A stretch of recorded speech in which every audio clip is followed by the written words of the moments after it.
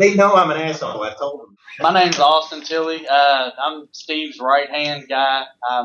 I do this full-time. I just got out of the military, as I'm sure Steve told you. I couldn't in the photographs because I was gone. Yeah. Austin really is my star knucklehead. I mean, this guy he has more balls than anybody I've ever met in 25 years in this business. You're going to hear me bitch him out so bad that most of it is going to have to be, censored. I mean, it's really, it's so bad. He thinks he's a private investigator and he does some beautiful work. But, when I get done with him, he's going to be a friggin' rock star. Nice. All right, I'm Jessica. My actual specialty is undercover, and I do a lot of research for the company as well. Is a friend of the family. She's associated, although we have the same last name. There's no relation there. Jessica has the uncanny ability to get up under anybody. She has the ability to get in their head. I didn't mean it like that. Do you think that meant people love Jessica? They love to talk to her. They love to sit and bullshit with her. She's a chameleon. I'm Eddie Lawrence, and I do the process service during a part of it, security. And intimidation. And intimidation, they say. He comes to your house, he's going to serve you, whether you like it or not. I'm Ron. I'm a retired firefighter from Elizabethtown, Kentucky. I got into private investigation in 2011. Started working, doing some jobs for Steve here and there, and did some insurance jobs for him. It turned out really well. Ron's done some great work. I sent him to the armpits of Kentucky, and he is perfectly comfortable there. He works great. He blends, which is important, and he always brings me back to good. In December, we actually did a job. It was a client of ours thought that their ex-employees were getting together, possibly to sue them.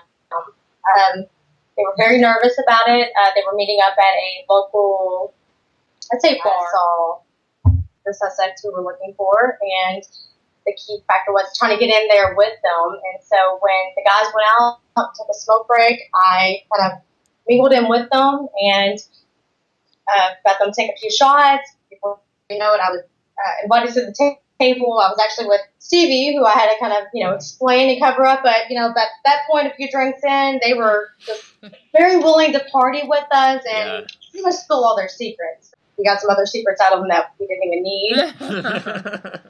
One of the women, she was having an affair with a married guy, and she was on ChristianMingle.com, but yeah, she was all about. She had a couple of guys show up. Yeah, that's where I pick up on my babies. That's funny. Christian Mingle is not what we think that it would be.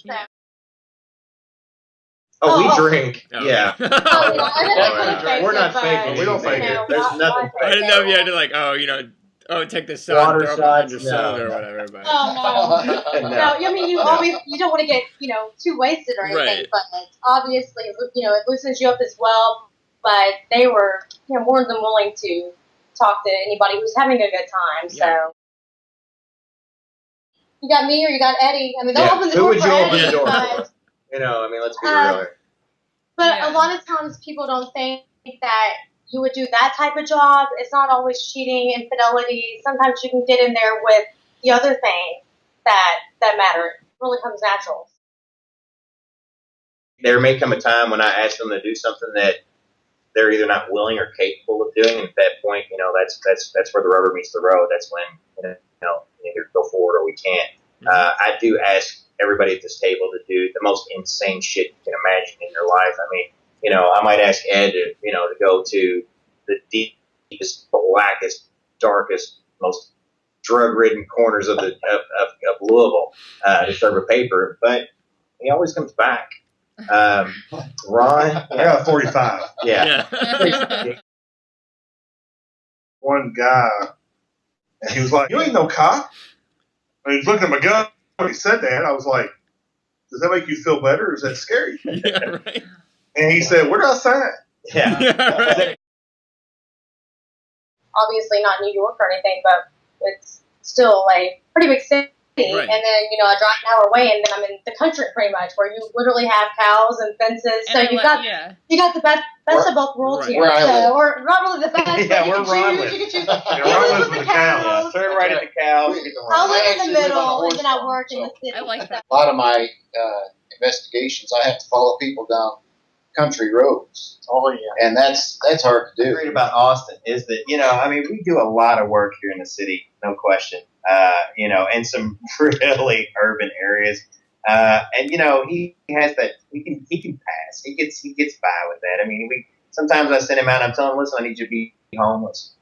Listen, today I need you to be that white guy that really wants to be Eminem. And then he's so friggin' country that if I send him to Hazard County, they think he's one of them. I mean, they honestly, when he opens his mouth, they believe that As long as he pushes his hair down. got to push the hair. I mean, we always, I have to specifically flatten the mohawk, but Austin really, I mean, he passes for one of these people. It's amazing.